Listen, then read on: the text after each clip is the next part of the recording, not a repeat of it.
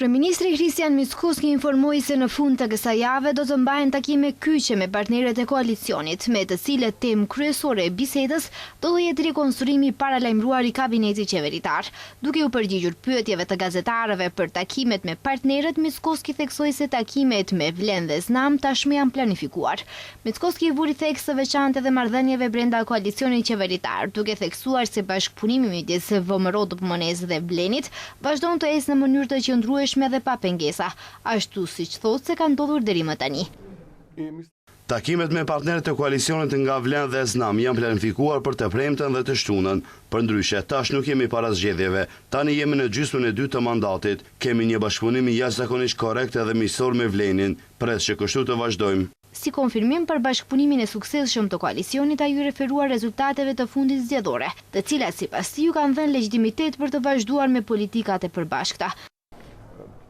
Pas realizimit të bashkëpunimit ton, pas zgjedhjeve në vitin 2024, vijuan zgjedhjet lokale në të cilat ata fituan bindshëm në 10 komuna, kështu që nuk shoh pengesë në këtë moment që të mos vazhdoj bashkëpunimi jon.